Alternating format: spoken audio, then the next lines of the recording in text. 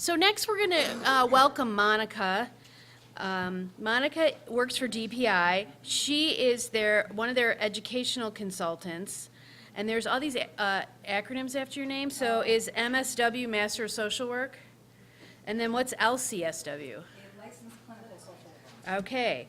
And so she's going to talk to us about recognizing signs of fatigue, how to seek support in a meaningful way, because we are working with people who are in trauma all the time.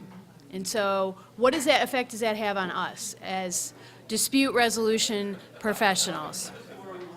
So let's welcome Monica.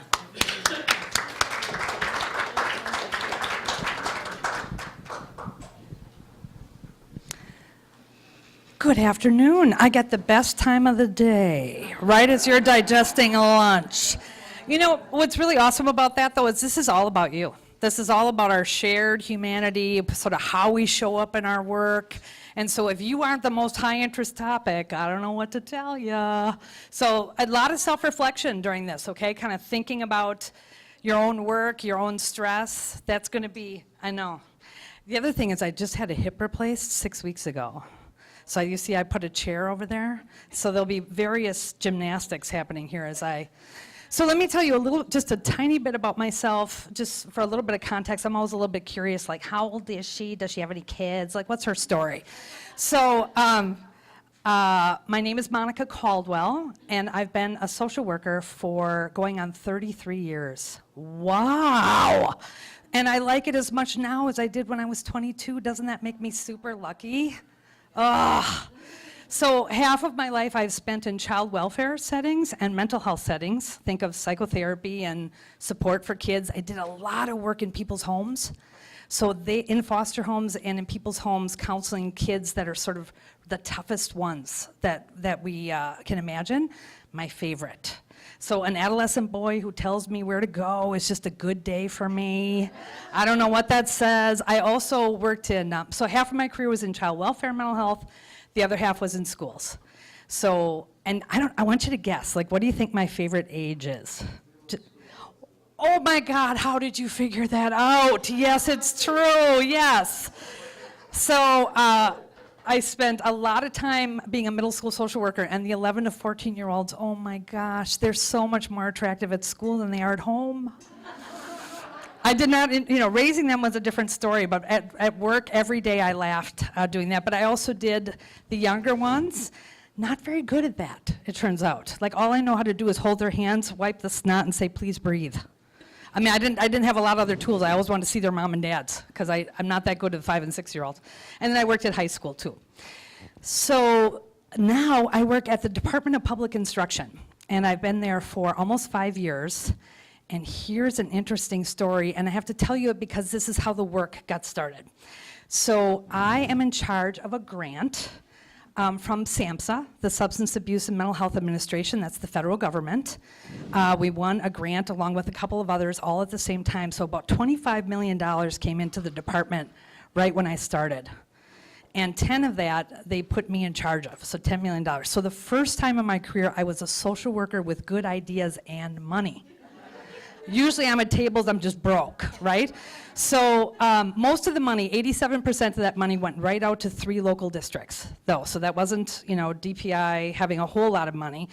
But Ashland, way up on Lake Superior, Adams Friendship, nice rural community about mid-state, and then Milwaukee Public Schools was able to benefit from this 5-year grant that was focused on school mental health. So we pooled all that funding that came in, and there's a lot of new work coming out of the department on how to support the social-emotional aspects of learning for kids, whether it's through a trauma-sensitive lens, through mental health supports, all that kind of stuff. So one of the things that we discovered really quickly is that you can give a district a bunch of money and new staff, but when you're trying to change perspectives or teach new skills, the biggest implementation barrier that we had was staff stress. Not too surprising, right? So when the work is hard and you're witness to children's pain and there's multiple initiatives and you're running like really fast and your stress is high, it's hard to take a risk and try new things. and be innovative, whether it's restorative practices or mental health literacy, sort of knowing what's happening for kids, or the trauma-sensitive lens you learned about this morning. So we decided to take that really seriously and have a way of supporting staff through a process of really good conversations about stress. And how to do that very relationally, like not by yourself. So the typical staff wellness stuff is yoga, a candle, and stop eating potato chips. For real, right? Have you seen that? So we're usually advised to like pick up the pedometer, move our frame a little bit, you know, start eating better. Only we know that that's not the whole story. That we have to have school cultures that support people to do the work at their best. And that isolation in particular is the hardest thing. So when we're in the work, often we're working sort of on our own. I know in your meetings you might be the only mediator in the room, and that lends itself to, you know, working by yourself, which can be isolating. And so this what you're going to learn about today is highly relational. It's for teams and for people who do this work to have the best conversations about our stress and to be open about it, to share with each other and to explore it. Because if you don't name the pink elephant, it doesn't get any better, right? So let's go ahead and own that. That was our thinking at the time.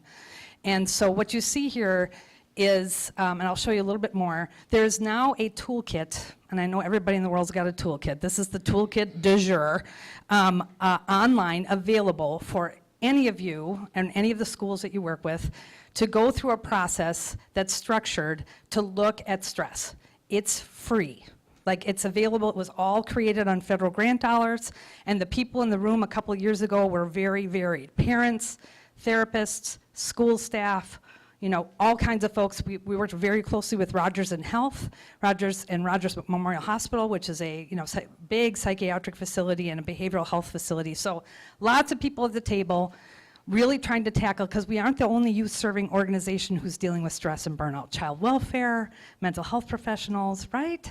So let's just name it, let's talk about it, and I'd love to just show you a couple of peeks. I want to get you curious today about what it might look like if you tackled stress with other people, sort of in concert with each other. Would that be cool? Can we go there? All right, let's do it. So, as I said, I want to mobilize your curiosity. We do take a staff culture approach instead of an individual wellness approach. Because somehow I feel like if we say to really tired professionals, if you would just try harder, that's very disrespectful, right? So, you know what I mean? So we want to get the messaging right so that we're not having people have another thing to do. Like, you just need to try harder at your emotional well-being and exercise and take a bath, and then your teaching will be better. You know, so we looked at it through staff culture, and I'm going to explain a couple of concepts today. And of course, the priority is that we show up at our best in our work, regardless of our role, right? So let's take a look at how we might do. So when you think about envisioning a compassionate culture upon which to work in, or settings to work in, why might it be important for us to do this work? Like, how does it matter whether stress impacts how you show up as a mediator? And what might that impact be? What's the rationale? Help me. Raise a hand or shout it out. Why should we do this work? What's that? Yes, so you may be more effective with the children if you're in a good spot yourself. And there's a direct relationship between happy teachers and good learning, right? We know that. So yes, you want to show up at your best. Why else? Why might it be important that your well-being matters in your work? Yes? So I can be more collaborative and empower others. Yes. Rather than exercise things about my personality where I just as soon just tell you what the heck to do. Oh boy, are we going to get to that? Thank you for that. Thank you for that. So yes, we're going to look at how you show up compassionate and collaborative and what gets in the way, and stress is one of those things. So thank you for pointing that out. Yeah. Yes, so you're talking about an empowerment model. Like you want to give that compassion back so that people can do it for themselves, for sure. Without a candle. What does that mean? Oh yeah, I love a nice candle. I just think it's insufficient. You know what I'm saying. And no yoga poses from me today either. So how about staff retention? Were you going to say that? Did I beat you to it? So let me just talk for a minute, I'll get to you. So we're losing people in our business, you know that, right? People are quitting. They're leaving the profession. We also have high rates of absenteeism in really stressful jobs. And we also have presenteeism, which means you show up, but you're sort of halfway there, right? So that's attached to that is a high level of costs. New teachers, first 5 years, attrition rates, right? So how do we, regardless of settings in schools, and you come in, it's such a clutch moment to help people work through things, how do we retain people in this business so that we can continue to do our good work and not spend money replacing people? Yes, sir. My response was to your initial question Please. about, thank you, Jane. Oh, no. Your question was, what was it? Flip that back. Why is it important for you to come in with this frame of mind? Yeah. So, in our line of work, it's been my experience that the mediator can, in fact, in some instances, not all, set the tone for the mediation. Oh, sure, that's true. So in your case, you want to set a tone that works towards solutions, not enhancing conflict, right? You're setting the environment. Oh, okay, we need to jump into talking about compassion because you all are so ready. Are you ready? Let's do it. Okay, so there's the toolkit. You can see the website there. I've left beautiful cards on your table so that if you wanted to peek around in this at all, you can do it by yourself, you can do it with your team, you can hand it out to schools, you can do whatever you want with it. It's free, enjoy it. It's being downloaded all over the world. It's wild. This was just released last August and we can barely keep up. So, and this is not just for those stressed out people. This is for everybody. Like we're claiming this as an initiative for anybody who's working with young people or in difficult situations. Okay, so this is, some folks want a definition, and this is it. What is compassion resilience?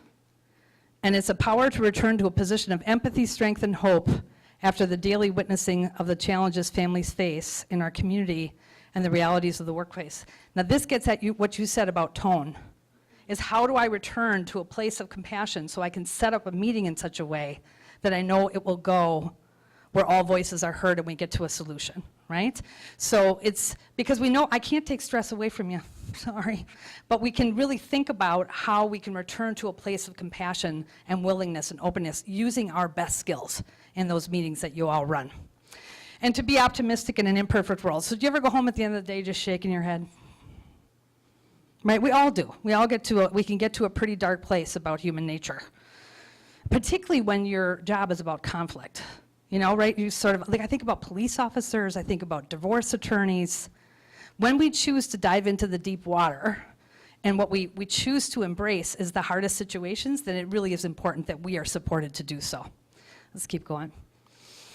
So one of the things that I'd love for you to think about, and this is based on the work of Dr. Ross Greene. Dr. Ross Greene is a psychologist who encouraged us to think differently about kids and families, and that not all behavior is willful. People aren't always doing things on purpose. So a lot of times we say, well, geez, if people would just try harder, or don't they want to show up differently for these folks, or whatever. We have a lot of mindsets around. We're in a Western capitalistic society. Pull yourself up by your bootstraps, right? So we give a lot of attributions about willfulness, like they just aren't trying, they don't show up. In schools right now, they're saying kids are checked out, they're being manipulative, they're attention seeking. Yikes. That's tough, that's a tough narrative. And instead, what we're encouraging people to think about is people are showing up the best way they know how. They may not have the skills they need in this particular moment, but boy, they sure love their kids, and they want the best for them. And to keep that front and center always. Does that make sense? I'm sure it does for you guys. It makes good sense. Okay, so in order for you to go to every meeting that you go to sort of open and compassionate and willing, there are actual steps that you can take that I'm going to break down for you, and then we're going to apply them here in a minute with a story. And these steps to compassionate action are the combined works of a number of people. You could read more about it in the toolkit if you wish. But in order to show up compassionate, the first thing we have to do is just notice that there's distress. Okay, so some people, when they see distress in another human being, tears, flush, anger, they're like, ooh, like I'm gonna back away from that. That's a private thing, I don't know what to do, it's ambiguous, right? So some people notice and there's some distancing, and some people, they're the first with the blocks of Kleenex, right? So think about your inclination when you see distress in other people. Are you a kind of person who leans in and notices? Or are you the kind of person who says, I'm gonna respect their space and give them a minute? And maybe you do both, depending on the situation. But at least in part, if you're gonna show up compassionate, you have to notice some distress. And then, and this is the tricky part, then you have to go inward and look at where are my emotions at? Like, am I okay in this space? Am I feeling calm? Am I feeling a little distressed? And what is our cognitive appraisal? Now, this is also really important, because as soon as we notice somebody in distress, we usually start a story about why that stress might be happening for them. So let's say you drive into Easttown here in Madison, and there's a piece of cardboard, and a person says, I need help. Could you give me some money? We've all been there, right? Where we've seen people in distress. And so there's going to be some emotional resonance for you based on that, and then there's going to be some thoughts that happen immediately. And some of our thoughts, it turns out, are kind of judgmental. Who knew? Now, why does that happen? Is that because we need a better spiritual foundation, or we should be more? No. It's just the way your brain sorts information. So our neurology, because of all of the information coming in, we have to sort of sort it and make sense of it, but we have to pay attention to those appraisals that we make about somebody in distress. So my boys would say, we go into Easttown, and I'm paying attention to, I always feel really, it gets me every time when I see somebody standing there, and I don't really think much about what they're up to or why they're asking for money, but my boys in the back seat who are teenagers will say, did you notice that cardboard was a Bud Light, container?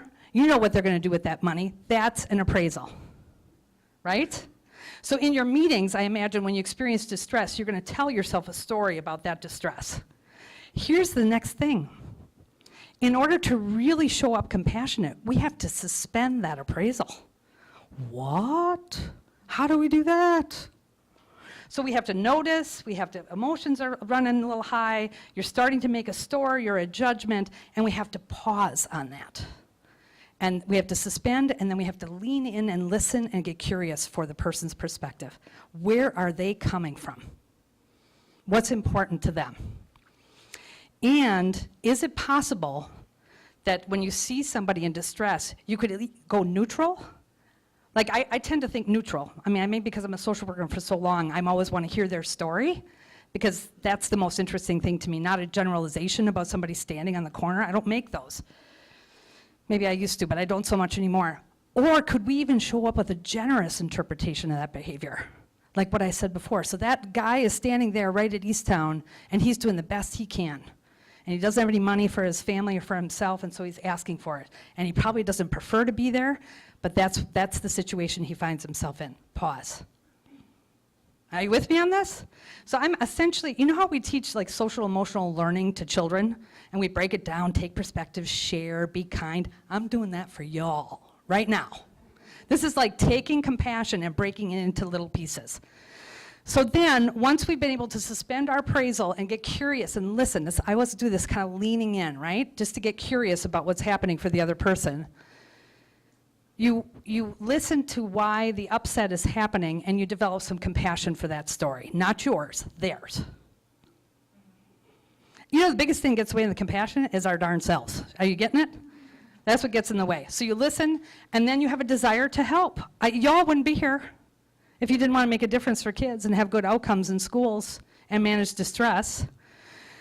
So that's that. So we have a genuine desire to help, and then we have to work with the other person to figure out what would be helpful for them. Now, this is tricky too, because guess what we want to do? We suspend, we lean in, we hear the problem from their perspective. What do we want to do most often? Fix. Oh yeah. Fix, give advice. Can I tell you about a story when I had to go through that? Okay, so there's a place for that, and sometimes it's helpful. But last time somebody told you how to fix your life, how'd you feel about them? Not so much, right? So this is really tempting to want to come in and offer an answer. Compassionate action is about evoking from that person what would be most helpful to them.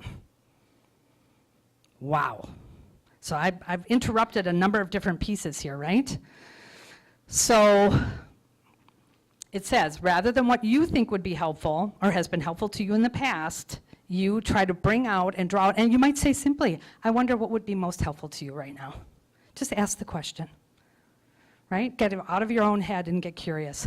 And then take action, because if you do all that and you don't, follow through on the support that you want to offer, it would be neutral, right? So, all right, so here's a chance for us to apply it.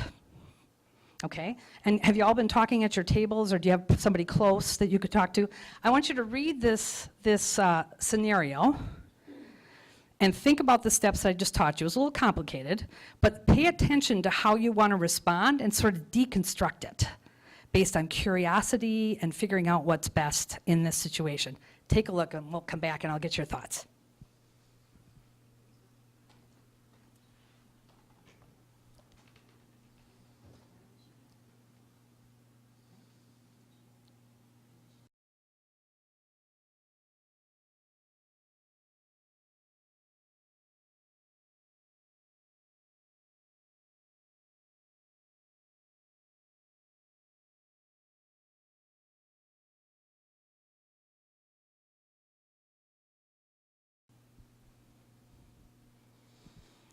Okay, now chat amongst each other. Once you've read it, have a little discussion about your inclinations. Be honest.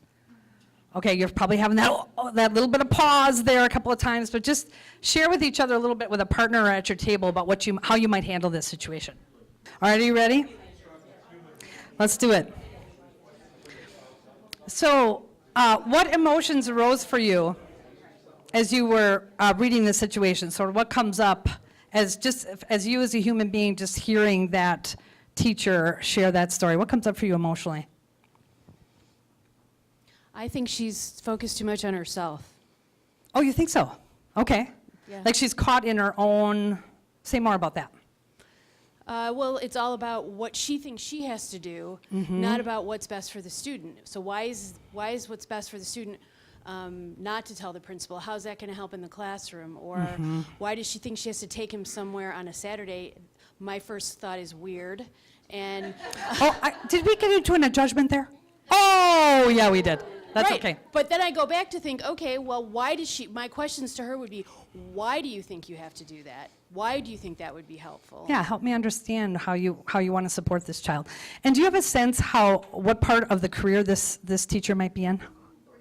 New, right? Where that's sort of, yeah, so fair enough. She's focused on herself. She certainly thinks that she's like Batman, right? It's like she's got the cape and she's got the one that's going to relate to this kid. Any other emotional or?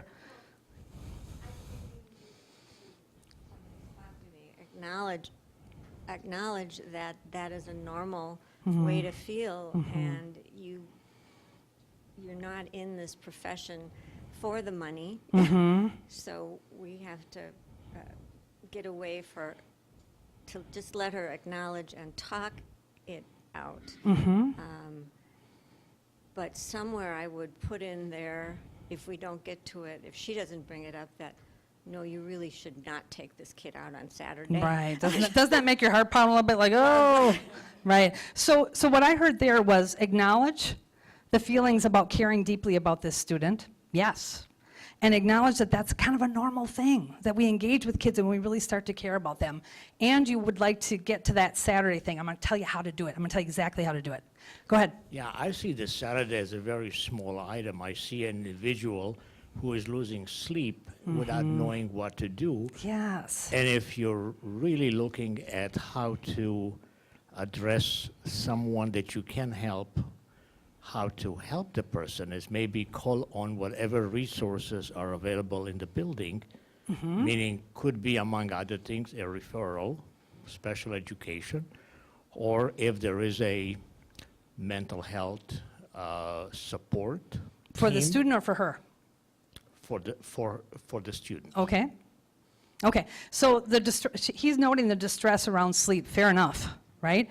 So, and we've met. Say your name for me. Nissan. If you were gonna offer a special ed referral or mental health supports, how would you do that? Would you say, I got ideas for you and we're gonna make this referral? Tell me how you would sensitively do that.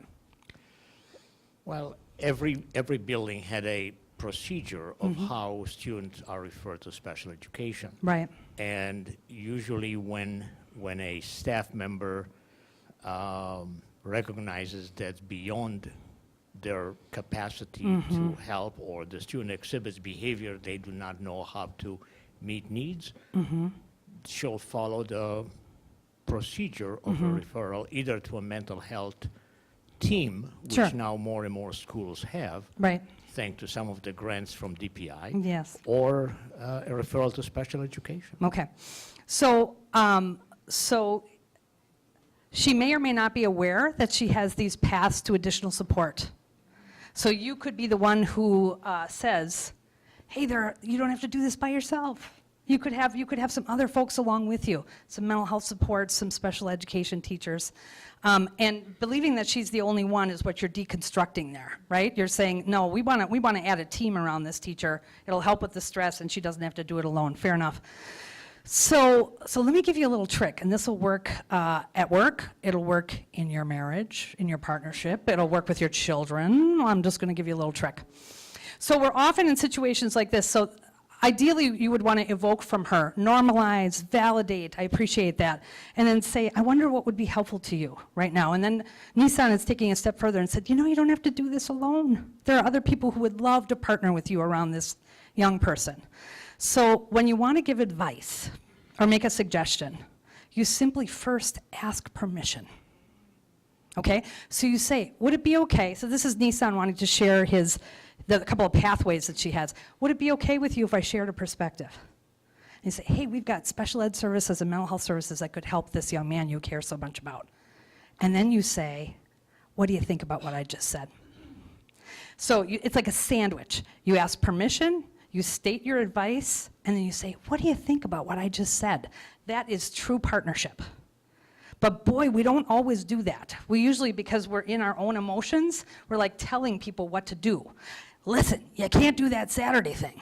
And you aren't the only person, we're on it. Right, do you see the difference between a telling response and a collaborative response, a partnership type response?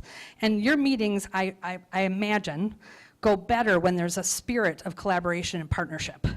And the use of really good questions is very powerful. And what I just taught you might be helpful as well. Would it be okay if I shared a perspective at this point in the meeting? Share your perspective, let the team respond. What do you think about what I just said? Okay, so I'm giving that to you as a little gift. I don't always train that, but I was just thinking that might be useful to you on a very practical basis, is because sometimes things, and I would imagine in mediations, they take off, right? And all of a sudden there's this distress.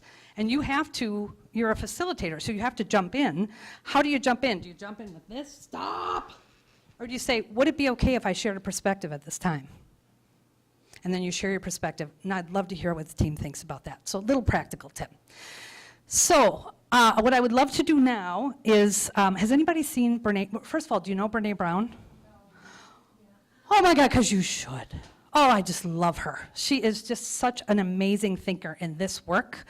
And so since she's here twice, if we have time for it, because she just says it so much better than I do. This is a very short video on empathy. Take a peek.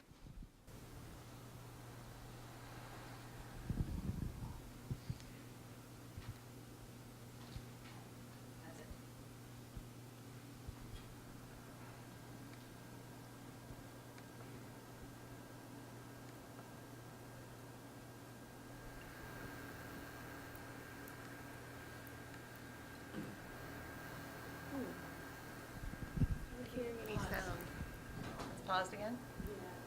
Two-handed. So what is empathy, and why is it very different than sympathy? Empathy fuels connection. Sympathy drives disconnection. Empathy, it's very interesting. Teresa Wiseman is a nursing scholar who studied professions, very diverse professions where empathy is relevant, and came up with 4 qualities of empathy. Perspective taking, the ability to take the perspective of another person or recognize their perspective as their truth. Staying out of judgment, not easy when you enjoy it as much as most of us do. Recognizing emotion in other people and then communicating that. Empathy is human with people. And to me, I always think of empathy as this kind of, so what is empathy? Space, and why is it very different than sympathy? Empathy, when someone feels kind of in a deep hole, and they shout out from the bottom and they say, I'm stuck, it's dark, I'm overwhelmed. And then we look and we say, hey, I'm down. I know what it's like down here. And you're not alone. Sympathy is, ooh, it's bad, no. You want a sandwich? Empathy is a choice, and it's a vulnerable choice, because in order to connect with you, I have to connect with something in myself that knows that feeling. Rarely, if ever, does an empathic response begin with at least. Yeah. And we do it all the time, because you know what? Someone just shared something with us that's incredibly painful, and we're trying to silver lining it. I don't think that's a verb, but I'm using it as one. We're trying to put the silver lining around it. So, I had a miscarriage. Oh, at least you know you can get pregnant. I think my marriage is falling apart. At least you have a marriage. John's getting kicked out of school. At least Sarah is an A student. But one of the things we do sometimes in the face of very difficult conversations is we try to make things better. If I share something with you that's very difficult, I'd rather you say, I don't even know what to say right now, I'm just so glad you told me. Because the truth is, rarely can a response make something better. What makes something better is connection. Lovely, huh? I love it. I love it. I've seen that a million times. Take that back. Any observations or thoughts? So I taught you the steps to compassion action. We played with it for a minute, but what's at the core of it, right? It's empathy. And I think that we want to show up compassionate for people, but there is those people who are like at least folks, or try to solve it for them, or give advice, or bring dinner, or, you know what I mean? And I'm not saying any of that, there's nothing wrong with that, but I think you're at a level of understanding about human nature and about solving conflict that's higher, right? So you know that it's required to have empathy in the room to make those meetings go as well as they could. So, now I want to talk about, for a minute, so I kind of showed you the steps of compassionate action. Now I want to talk to you about what happens when people get tired. Because we have to be able to name that. Because if we don't name it in ourselves, we can default to blame. We can default to grumbling at work and getting pretty negative, right? So compassion fatigue is what we've called it for our purposes. And some people call it secondary trauma. You learned about trauma this morning, and you heard that witnessing other people's distress actually has a toll on us emotionally as well. People talk about burnout. I don't like the term burnout, particularly with teachers, because if I say that you're tired and you're feeling burned out, they get very scared because they feel like they're only prepared for one profession. And they're like, well, if I'm burned out here, then what? So I think the word is not helpful. But we do lessen compassion over time. I mean, and even just watch the school year play out. People are like doing great. It's November, December, April, right? So, and the conversations change and people get tired, but we need to own that and make sure that the attributions we're making about other people, families, and children don't become too negative, right? It's easy to fall into that. We don't want to become less effective, and we certainly don't want to have stress take over our lives. So let's take a look at the compassion fatigue cycle. You see we invited some cats into the room. So click it again if you would. So zealot is where we start out. And this is when we're committed, we're involved, we're available, we're ready to problem solve, we join extra committees, we're just on fire. And it's usually young, so I feel like that young teacher may have been in the zealot phase very normally. So it can be a young teacher, but it can also be at a new job. So remember when you start and you're all spanky, and you got all these ideas about how it's gonna go? So this is a very normal part of starting a position. And if we had better preparation at the beginning to say, hey, it's okay to pace yourself. But we don't really have anybody say that the way we could. I know at DPI, I ran into so many commitments and I was just underwater and I didn't have any pacing because of my enthusiasm. So I don't think this is unique. And then look at that cat. We get crabby and we get cynical and we get sad because we just get really tired. So that's sort of early in the cycle, right? Where we're like, geez, this is more than I can handle, and look at these systems are broken. And then what's common is to withdraw and just become overwhelmed by it all. And what's interesting is you can be really tired on your job, but not sleep well. That's always a good sign for me, when you're exhausted during the day, but you finally have time to rest, and the brain won't quit, because you're thinking. We've all been to that, a lot of us have. And then we have difficulty empathizing, and we can get numb to other people's pain, more absenteeism, right? And then look at the zombie.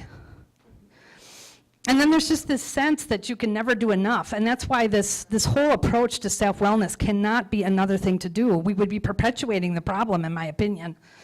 And the inflated sense of importance, like, this to me is like, I'll just do it myself. You ever been to that place? You know, like, like you're supposed to use your team and rely on them, but then that takes a little bit longer, so I'll just give up the support. I'm kind of alone now, and I'll just do it myself. So that's a good example of where that might be happening. And then we're sort of at the precipice, right? We're at the edge of the cliff thinking, do we renew or do we leave the profession? We have lots of people right now in education who are calling in for mental health days. I've heard of several staff right here in Madison schools who are on medical leaves. I'm not making this stuff up. This stuff is real, okay? So how do we offer support to make sure that all of us in this room and the people that we support can show up for work and still stay engaged and stay well? So that's the other thing you need to know is that compassion fatigue is a very normal response to a very complex and overwhelming circumstances, right? So I don't want you to think that this is like a diagnostic issue, or that, you know, there's something, we shouldn't be having conversations about, well, she's just really a mess. Because we all go through it, and we need to we give each other permission to say, this is one of my days where I'm super tired. And I can't, I'm losing some hope. I feel like I'm getting clipped. I'm a little more rigid. You can feel it when you're holding that tension in your body, right? So in this toolkit that we have available for people, we have 5-minute experiences and half-hour experiences and videos and neat readings. It's all there for you if you want to take a look. This is one of them, though, that we encourage. It's kind of a brief thing. I'm going to have us do it right here, right now. So take a look at this. When do you feel most like yourself and most alive? What are you doing? And who are you surrounded by? So if you could just find a partner and just answer that question, and then I'll debrief that with you for a minute and tell you why that might be important. What makes you feel alive and most like yourself? What are you doing?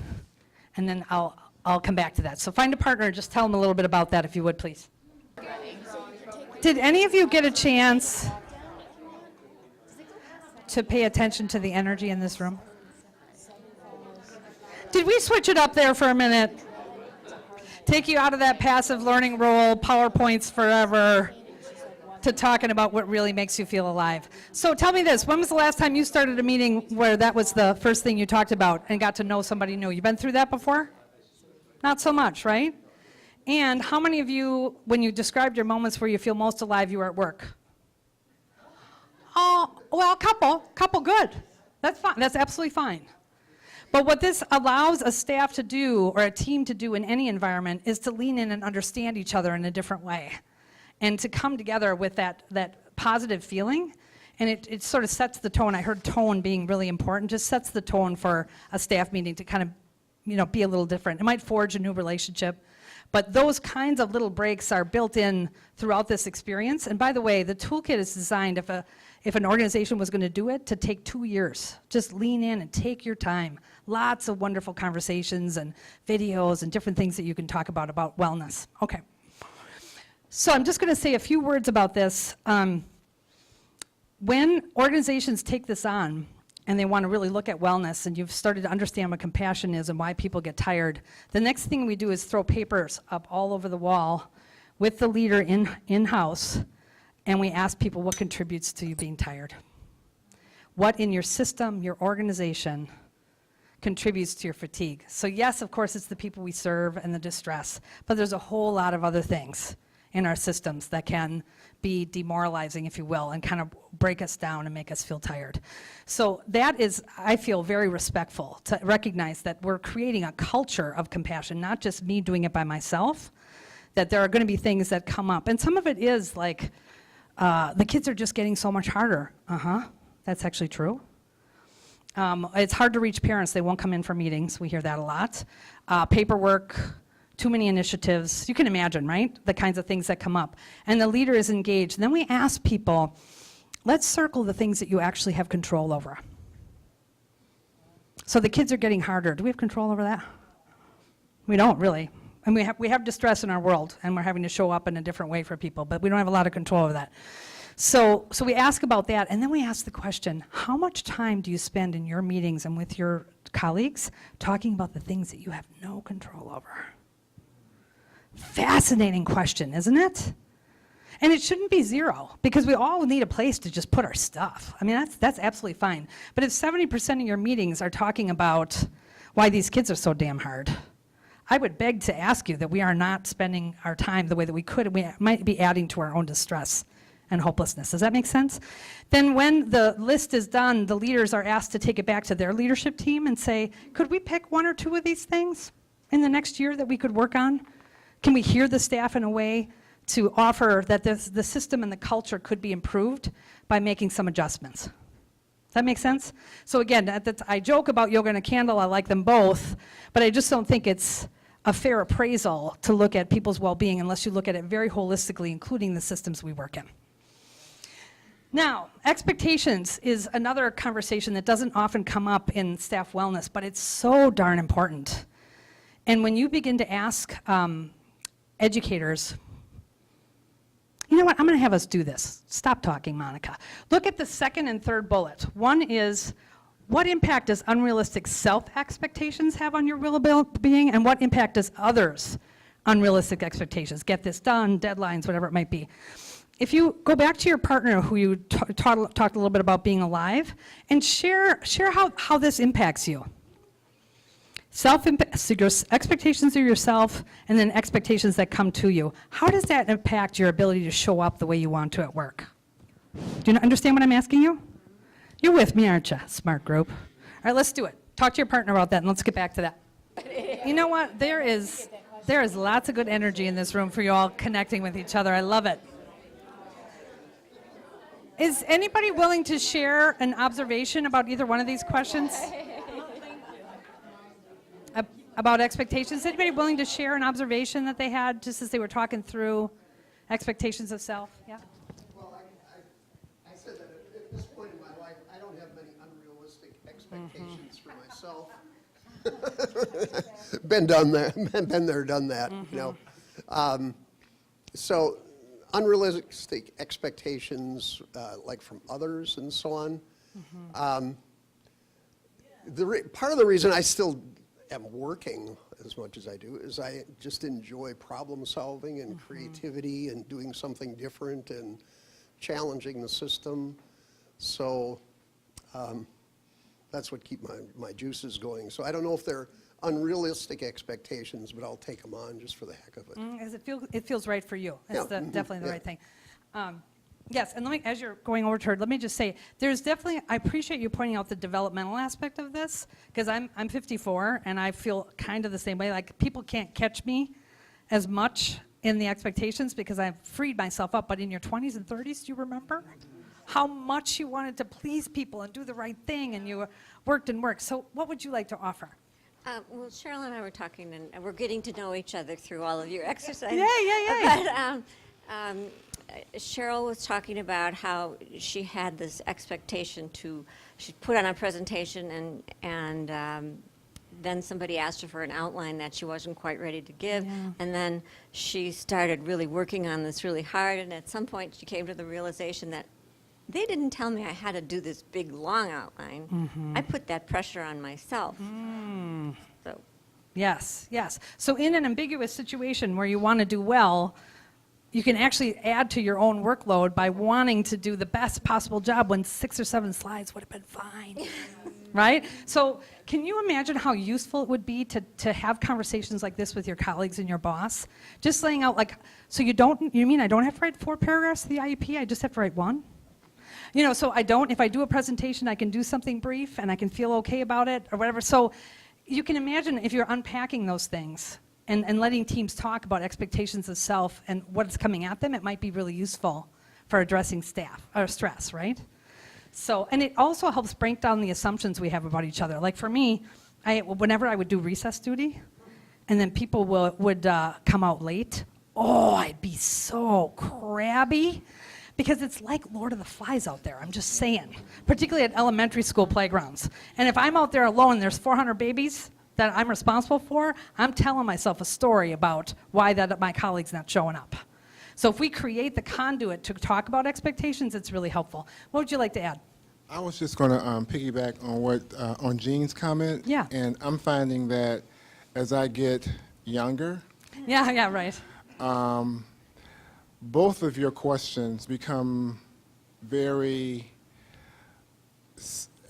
almost non-existent. Yeah.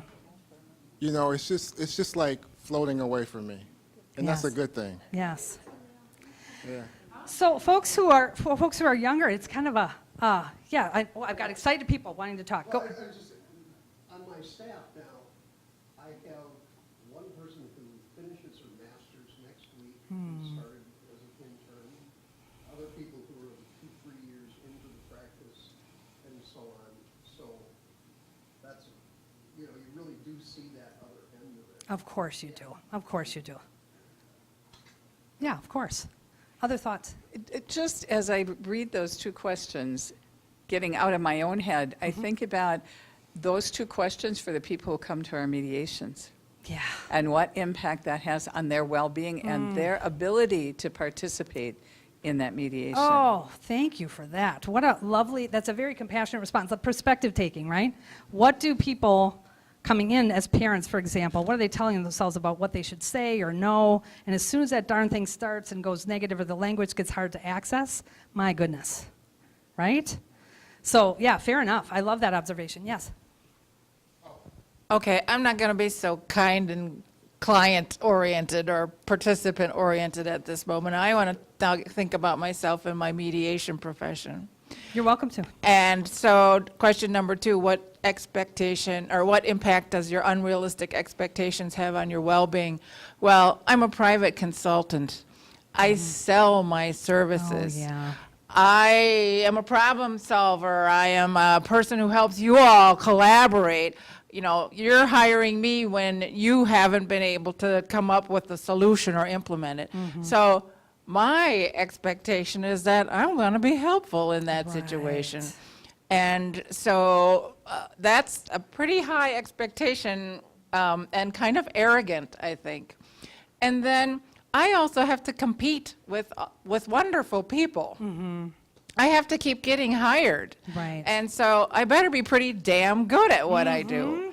And so that's number 2. And then what's the impact of that on other on expectations of my capacity? Well, people are going to expect that level of performance.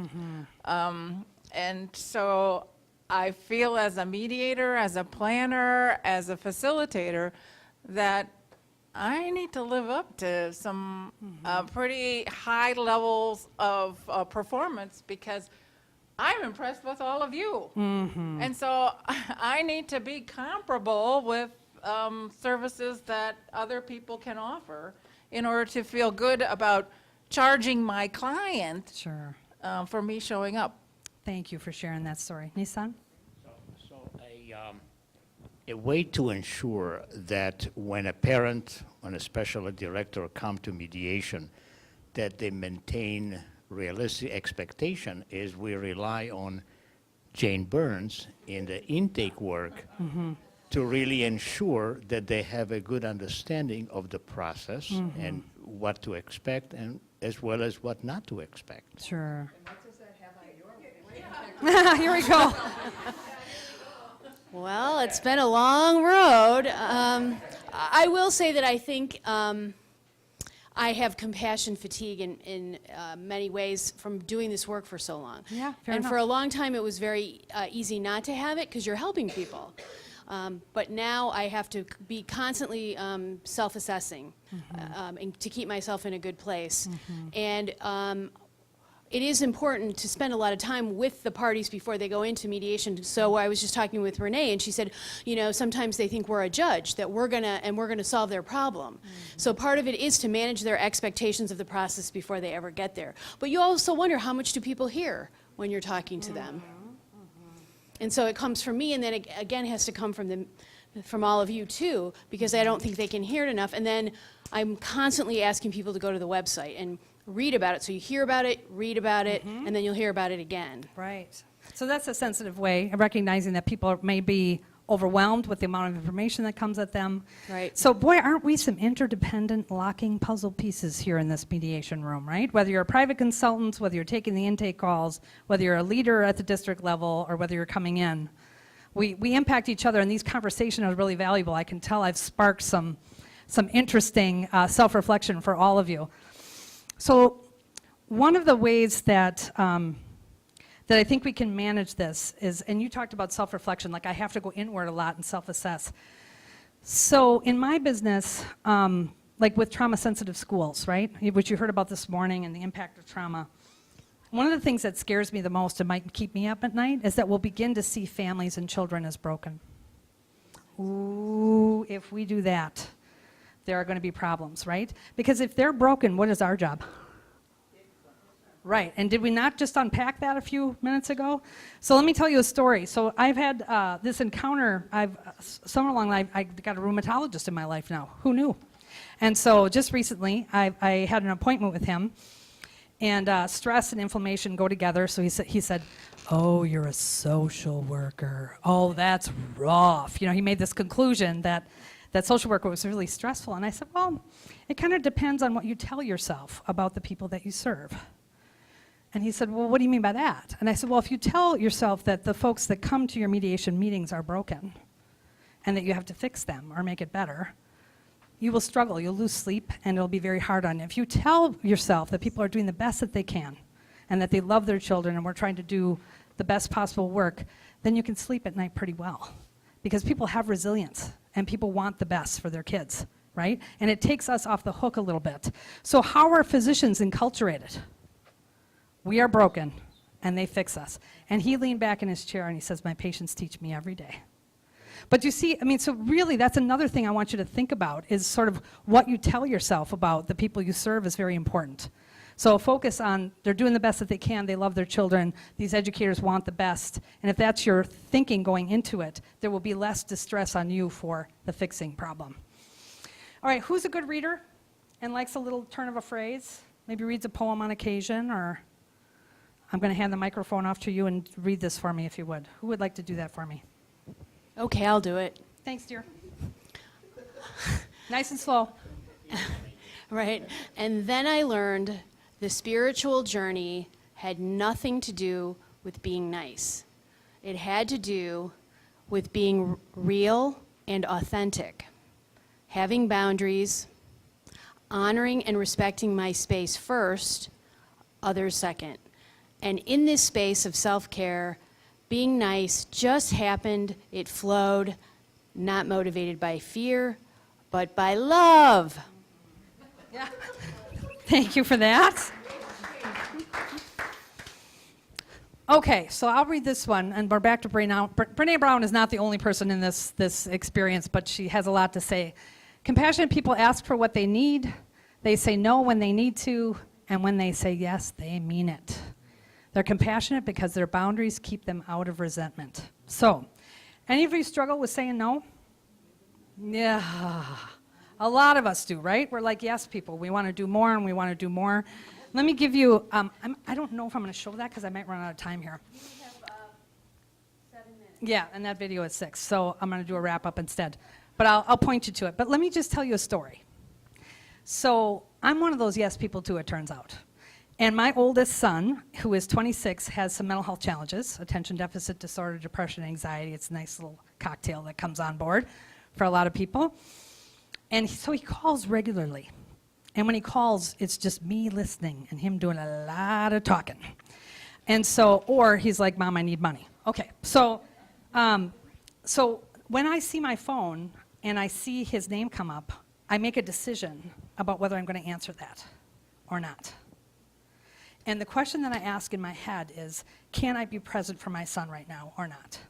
And if I can't be fully present and engaged in the conversation with him, I let it go. So what I'm doing is saying yes to being present and saying no to the call. Do you see what I'm saying? Like, what boundaries are, people always think boundaries are like, well, I'm not going to do this anymore, I'm going to step away. But really, it's about your yes. What do you want to say yes to and stay out of resentment? So then, my son's like, Mom, you're checking out my calls, like you're skipping my calls. Because he was on to me that I skipped him when I could have taken him. And I said to him, yes, I do that. Because you know why? You're important enough to me that when I answer, you're really going to have me. And I let it. But isn't that a great story about the yeses and the nos? And we'll get ourselves on a church committee, or we'll join another committee at work, and we're just crabby because we extended ourselves too far. So in this experience is the opportunity to look at this Brene Brown video called Compassionate Boundaries. That's my favorite. It's on YouTube. 6 minutes, best 6 minutes I've spent in a long time. So that's what it looks like. I wish I could show it to you, but I'll leave you do it on your own time. But if this intrigues you about what you say yes to, what's okay and what's not okay, and how to stay out of resentment and getting really drained, it has a lot to do with expectations on the front end and boundaries on the backside. Make sense? You can read this to yourself.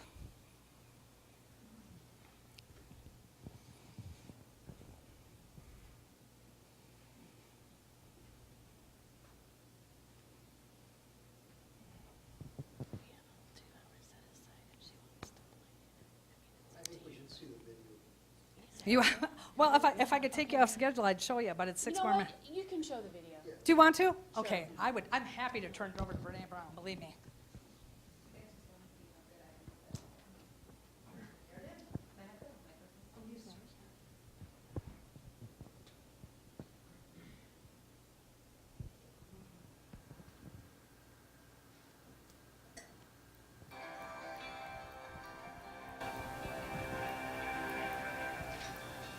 One of the most shocking findings of my work was the idea that the most compassionate people I have interviewed over the last 13 years were also the absolutely most boundaried.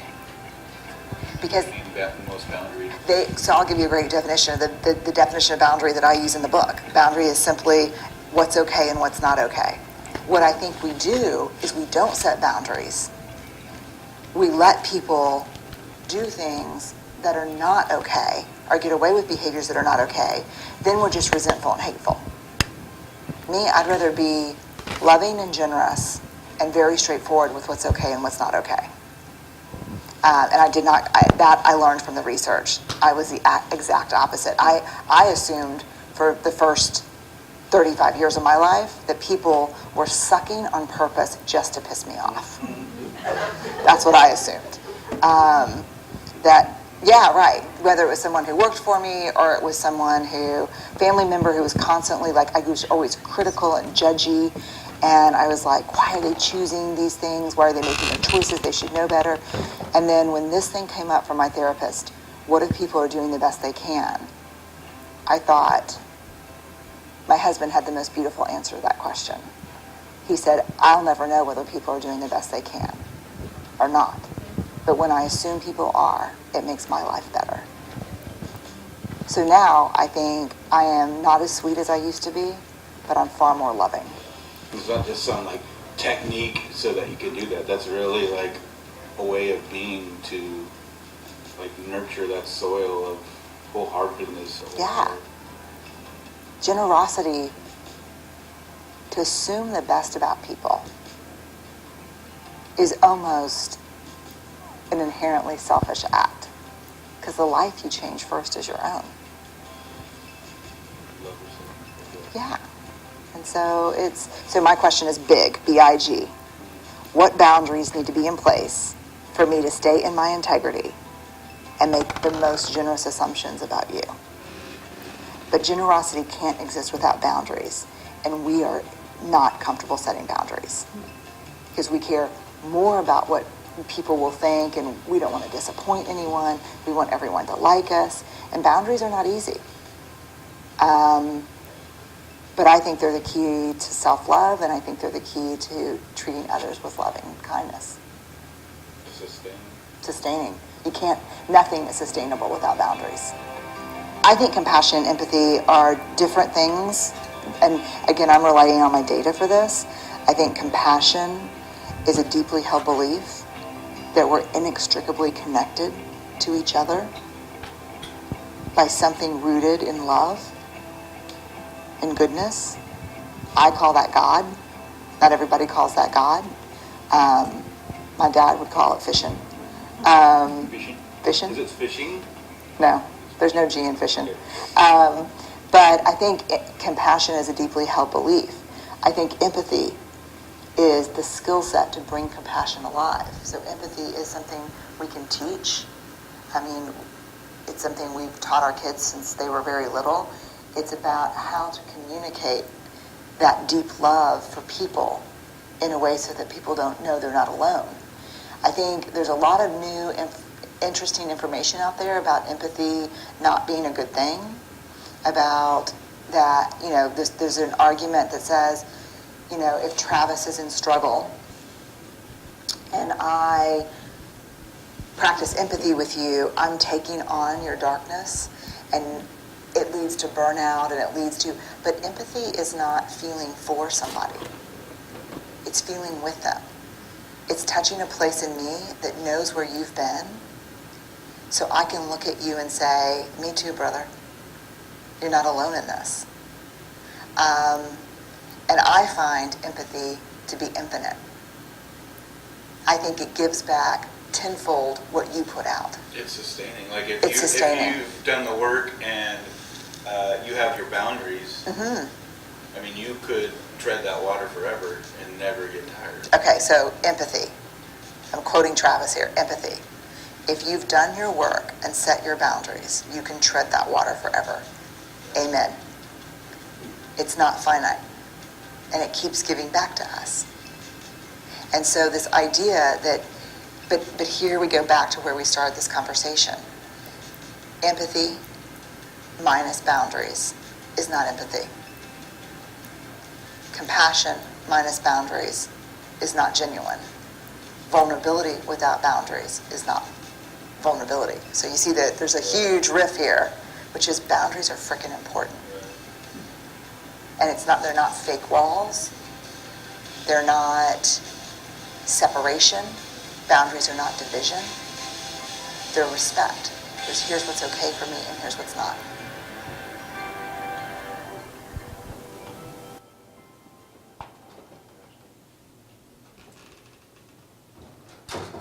I got you all thinking today, didn't I?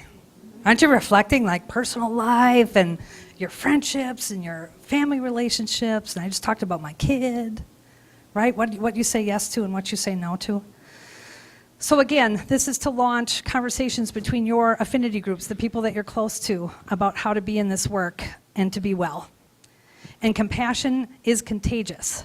So if you think that, well, people who are burnt out won't have a lot of compassion, you'd be surprised when you start to light up conversations about what are you most excited about, what are the expectations that are getting away. When they have that relational connection and feel heard and understood, there's more energy for the work that we want to do. So let me wrap. Okay, keep going. Let's do just like me, just for fun. Go back. Has anybody seen, one more forward? Nope.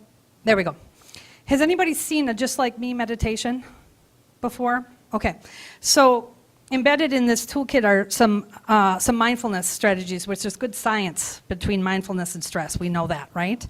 And so if you will indulge me, and it's going to be a little bit of a risk for you, I would love for you to close your eyes and just have you be quiet with yourself for a minute while I read something to you. So just put your back against the chair and just relax for a minute. You can gaze at the floor or close your eyes, whatever you're comfortable with.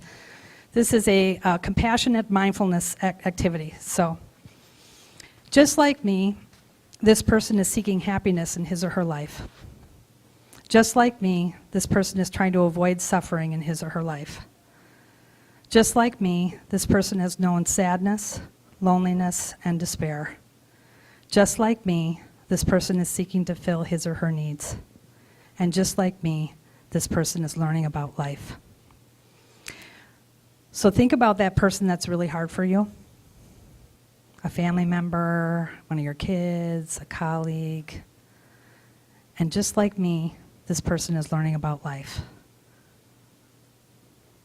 And let that sit for a minute.